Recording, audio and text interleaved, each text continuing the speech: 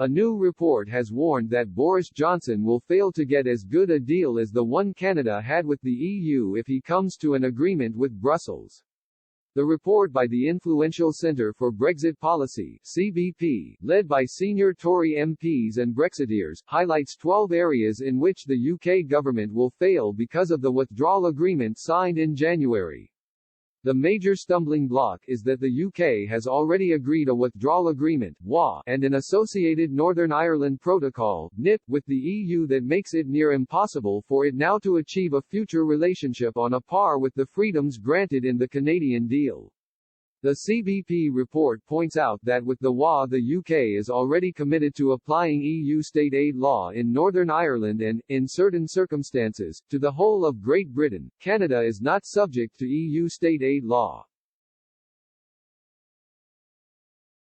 It also warns that the UK must obey rulings from the European Court of Justice, unlike Canada, and is under pressure to concede EU access to its fishing waters. The UK must prioritise EU law in its courts, unlike Canada, and is liable for many years for penalties for breaches of EU law.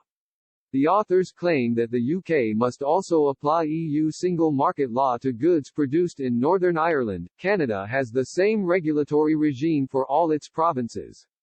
The report notes that the UK must apply tariffs and regulatory checks on goods moving from Britain to Northern Ireland, and sales of UK financial and professional services into the EU are not liberalised despite services being the UK's greatest trading strength, while Canada gets some extra freedoms. The think tank described UK's tariff concessions to the EU as grotesque, while Canada's are balanced, and it says the UK is not allowed to conduct its own tests on goods for export to the EU, unlike Canada.